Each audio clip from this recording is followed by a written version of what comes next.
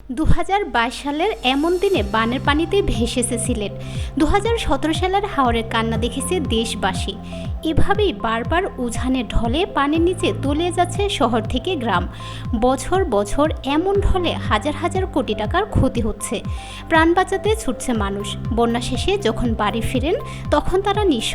এই বন্যার পিছনে যে সকল কারণ তা হলো প্রকৃতির হেয়ালি আচরণ। সুনামগঞ্জ সীমান্ত থেকেই ভারতের মেঘালয়ে চেরাপুঞ্জি এলাকা শুরু, ফলে সেখানকার পানি সরাসরি বাংলাদেশের হাওরে মিশে ভৈরব কিংবা মেঘনা নদী হয়ে সাগরে চলে যায়। অতীতে বৃষ্টি বেশি হলেও নদী গতিশীল ছিল।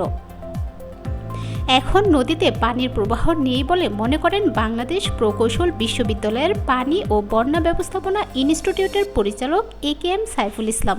তিনি বলেন, বৈশ্বিক উষ্ণতা বাড়ার কারণে বৃষ্টির ধরন বদলেছে। এখন অনেক ভারী বৃষ্টি হয়। চেরাপুঞ্জিতে বৃষ্টি হলে তা 6 থেকে 8 ঘন্টার ভেতরে তাহিরপুরে চলে আসে। সেখানে এসে পানি তো আর দ্রুত নামতে পারছে না, ফলে তখন সেটা আশেপাশে ছড়িয়ে পড়ে বন্যা তৈরি করছে। সিলেট শহর ও হাওরের নদীগুলোর পানি ধারণের সক্ষমতা কমে এসেছে। হাওর, খাল ও পুকুর ভরাট করে উন্নয়ন হচ্ছে।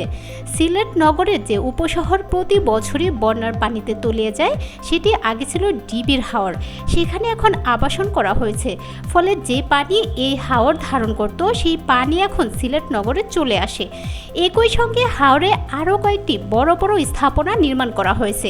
সিলেটের বেশিরভাগ পানি অপসারণের জায়গা সুরমা নদী।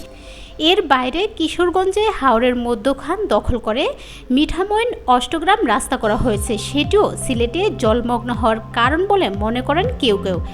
কতটা প্রভাব ইটানা মিঠামইন সড়কের?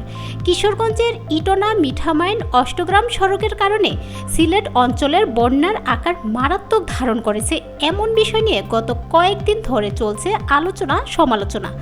বিশেষ করে সামাজিক যোগাযোগ মাধ্যমে ফেসবুকে বিভিন্ন শ্রেণীর পেশার মানুষ ওই সড়ককে দায়ী করে স্ট্যাটাস দিচ্ছেন। বাস্তবে সিলেটের পানি প্রবাহে কতটুকু সেই সড়কটি অন্তরায় তার কোনো গবেষণা নেই। সিলেট ও সুনামগঞ্জের চলমান বন্যার জন্য ওই সড়ক দায়ী কিনা এমন প্রশ্নে সাবেক পরিকল্পনা মন্ত্রী MA মান্নান বলেন, মিঠামইন সড়কে দ্রুত সিলেট ও সুনামগঞ্জ থেকে অনেক দূর।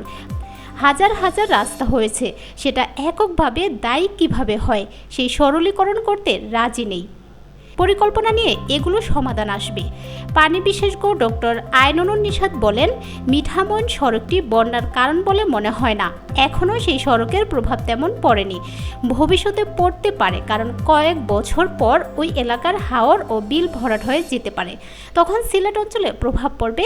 সিলেট শহর রক্ষার জন্য নদীর তীরে বাঁধ প্রয়োজন।